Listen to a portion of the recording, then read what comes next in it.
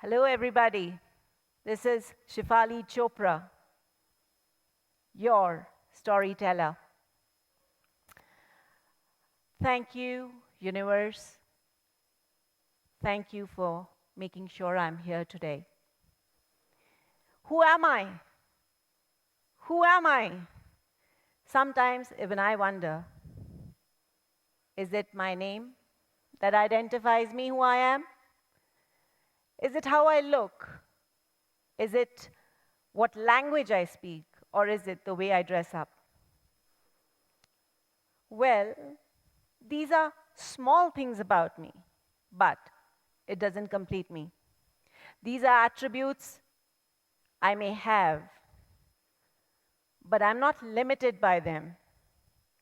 I and you, yes, you, we are much bigger in our real lives. Well, our first identities are given to us when we are born. We all know about this.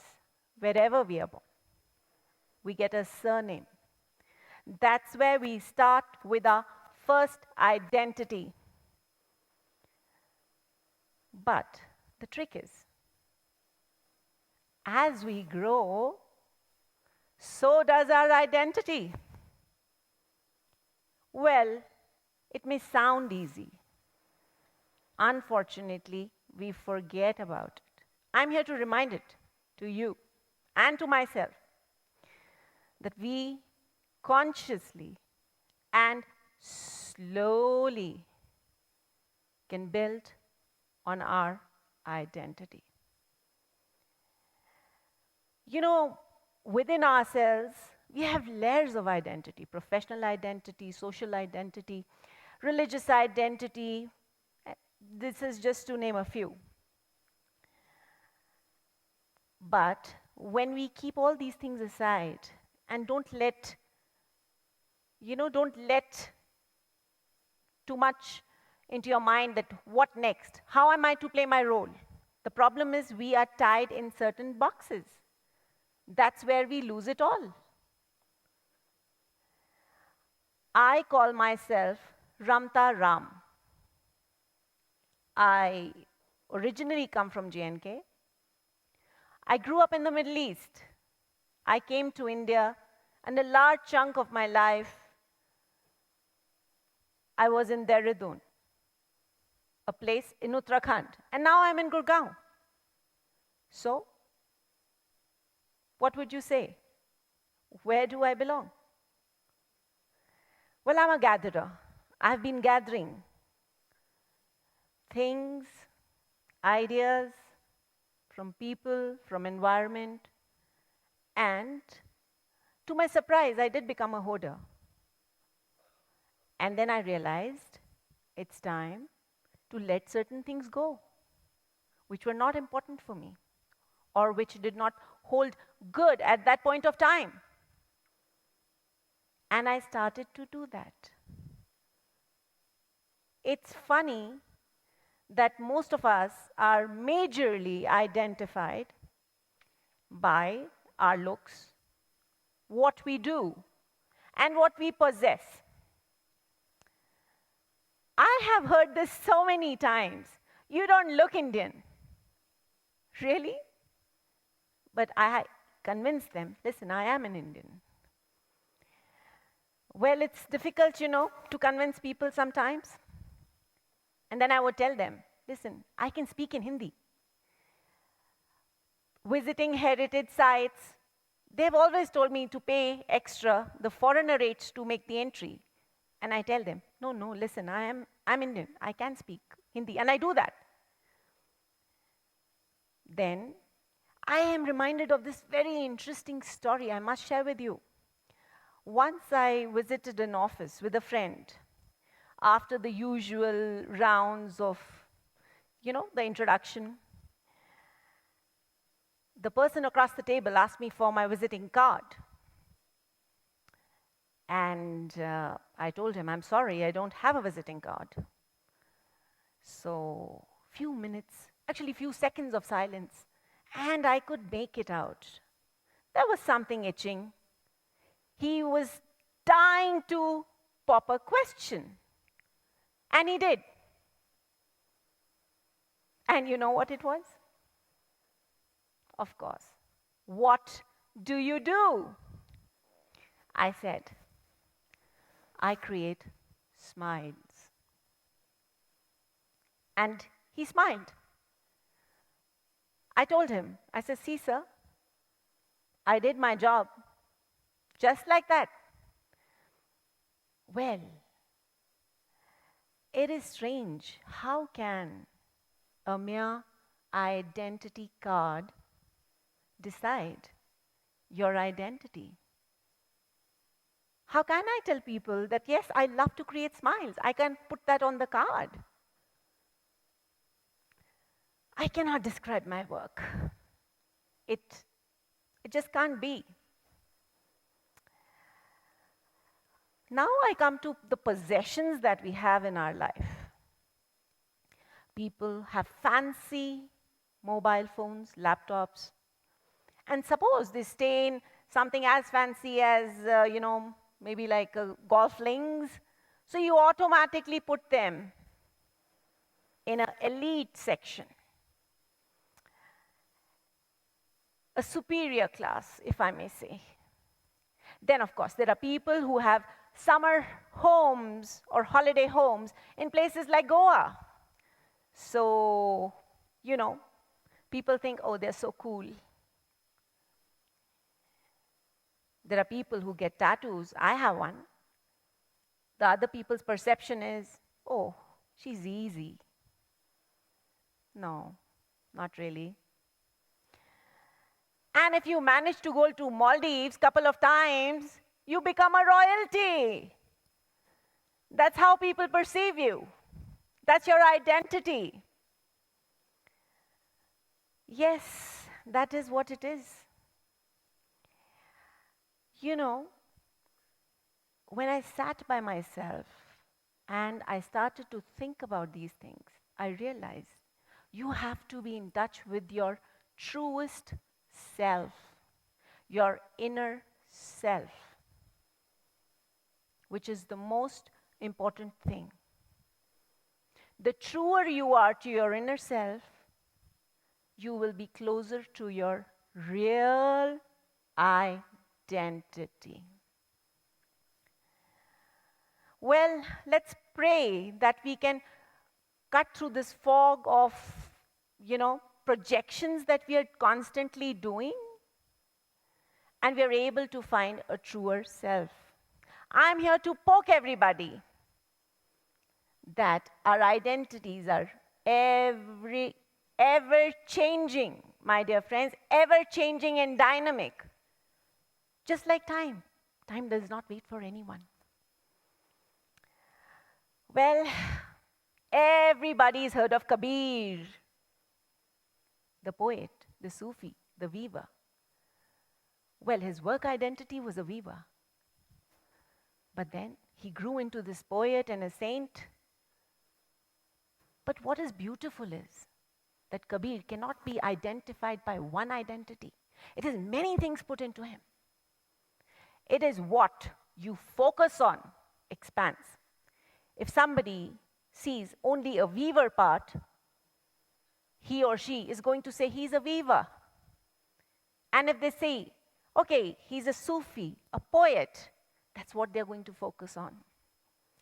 Kabir cannot be categorized into a single slot. That is how we should also live our lives, without being in a template.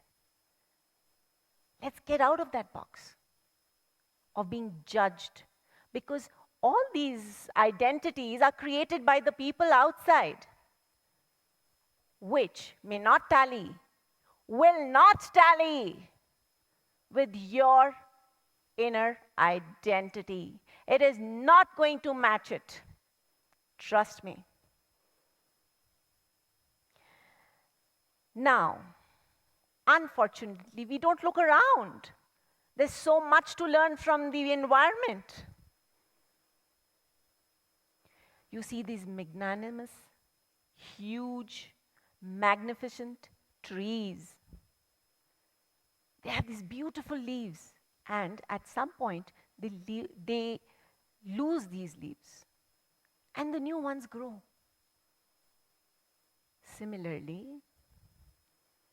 we shed some of our parts, and the new chapter unrolls. Boond, boond, bhare sarovar. Each drop counts and it makes an ocean. The river loses its identity when it joins the seas or the ocean. You are the ocean. Why do you want to get back to the water? We are trusted with so many relationships, so many things around us. But we are not given the manual to go about it. I started with so many things. I'm a daughter, a sister, a mother, a wife, and so many more roles that I have been playing for so long.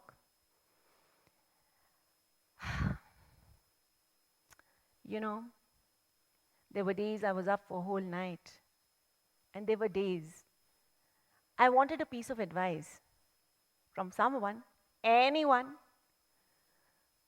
but nobody was there to help. And because they're all busy in their own world. And a lot of times, when I would reach out, they would say, Arey, don't worry, you will figure it out yourself. But I didn't. I couldn't. Some people are just slow. So am I. So what? I was perplexed, broken, thought, what next? Life does not end like that. You need to think outside the box. And I did. All those people who mean so much to me, I was so busy attending to them that I actually forgot to look into my own self. To start such a stage that I got ill. I can tell you, I may not have passed with flying colors, but it was not easy. I was struggling, just like a caterpillar struggles to become a butterfly. And at that point of time, it actually feels that you're going to die. But I didn't. I had that power, that resilience to spring back. You know what I did? There's this old me and there's this new me. I held on to my old self with my new self. And I said, attraversiamo. That happens to be my favorite word, which means let's cross over. And I did it. I did it. The thing is, when I did not want to be in a passenger seat, why did I sit there? Because I wanted to be in the driving seat. So what you have to do, you have to take out all those layers that confine you to a box.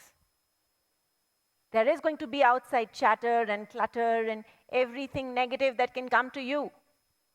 But remember, you are beyond this. There is an inner child in you. Keep that alive. It's important. Life is beautiful. And that's something you should remember. Even in your toughest times. Well, this is what it is. My identity from doing stories for the toddies, my theatre exponent, a chef, a homemaker, a doer, and whatnot. Today, I'm a storyteller and a speaker. Well, there are so many people who ask me, okay, I know, we know that you do stories. What else? I am here for them. I am just a storyteller. That's it. I'm joyful, I'm happy, and I'm enjoying my identity as one. Unless and until I feel my inner knocking yet again to find my new identity. In the end, I like to share with you your identity is your story alone. Make it count for you. Thank you.